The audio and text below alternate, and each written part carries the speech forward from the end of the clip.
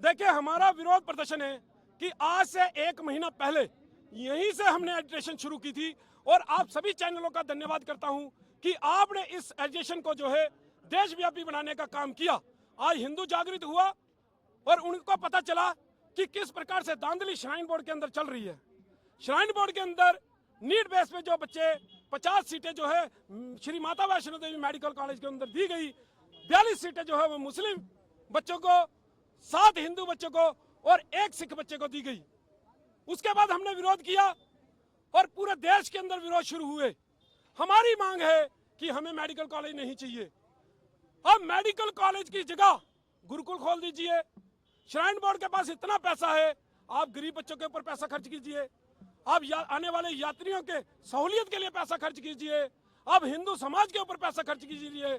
आप गौशालाओं के ऊपर पैसा खर्च कीजिए। आप संस्कृति को बढ़ावा देने के लिए पैसा खर्च कीजिए। हर जिले के अंदर गुरुकुल खोलिए।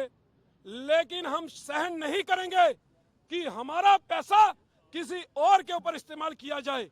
यही हमारा विरोध है। लेकिन उसके साथ ही जिस प्रकार के एलिगेशन हमारे ऊपर लगाए जा रहे हैं कि हम हिंदू मुस्लिम कर रहे हैं, आपको मालूम है कि हमारी कोई भी ऐसी स्टेटमेंट आप निकालिए जिसके ऊपर हमने उन बच्चों का विरोध किया हो जो नीट एग्जाम क्लियर करके आए हैं। हमने हमेशा कहा कि वो बच्चे नीट एग्जाम क्लियर करके आए हैं, हमारा उनके खिलाफ कोई विरोध नहीं, क्योंकि वो एग्जाम क्लियर करके आए हैं। उनको कहीं और स्थानांतरित कीजिए, उनको किसी और कॉलेज में एडमिशन दीजिए, लेकिन यहाँ पर हिंदू बच्चे ही चाहिए।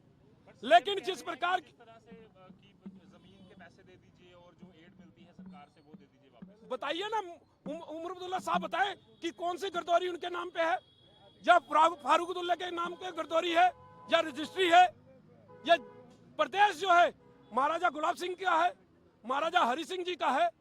ये जमीनें तो हमारी हैं, लेकिन ये कौन सा हक, कौन सा पैसा मांग रहे हैं? हम तो उल्टा उनसे मांग रहे हैं कि जो आपने 1986 के बाद श्राइन बोर्ड का पैसा लिया है, जिसका कोई हिसाब ही नहीं मिल रहा, जो कहीं भी हमें दिखाई नहीं दे रहा, वो पैसा तो हमें दीजिए। कहाँ गया श्राइन बोर्ड का पैसा, वो तो बताइए। आपने जिस प्रकार से सेक्शन 6 लगा के यूनिवर्सिटी को पास विधानसभा के अंदर किया, कहीं ना कहीं हिंदू के साथ धोखा करने का काम जो है वो फारूक अब्दुल्ला ने किया। उस समय सरकार इनकी थी और इन्होंने जिस प्रकार से हिंदू के साथ धोखा किया है वो सबको पता है। तो हम तो ये मांग कर रहे हैं कि अगर अंकुर शर्मा ने 16 से 18 तक एक केस जो है वो माइनॉरिटी का जो है वो सुप्रीम कोर्ट के अंदर लड़ा, तो अब तब आपने हल्फनामा दिया, सेंट्रल गवर्नमेंट ने भी और स्टेट गवर्नमेंट ने भी, कि हम इसके ऊपर क्लियर करेंगे और जल्द हिंदुओं को माइनॉरिटी का दर्जा देंगे। क्यों नहीं किया गया? और मैं ये भी मांग करता हूं कि बोर्ड मेंबर जितने हैं सब इस्तीफा दें। सर, उमर साहब ने ये भी कहा कि अगर आपके बच्चे क्वालिफाई नहीं कर पाए तो उसमें हमारा क्या कसूर? आपके बच्चों से मतलब क्या है उनका? हिंदू बच्चे तो हिंदू मुस्लिम कौन कर रहा है? इसके ऊपर बताए ना उमर अब्दुल्ला कि हिंदू मुस्लिम कौन कर रहा है। लगातार इस प्रकार की स्टेटमेंट दी जा रही है। लगता नहीं कि यह मुख्यमंत्री जो है वो पूरे देश का, प्रदेश का मुख्यमंत्री है। कहीं ना कहीं लगता है कि यह मुख्यमंत्री जो है वो केवल कश्मीर का मुख्यमंत्री है, केवल एक कम्युनिटी का मुख्यमंत्री है।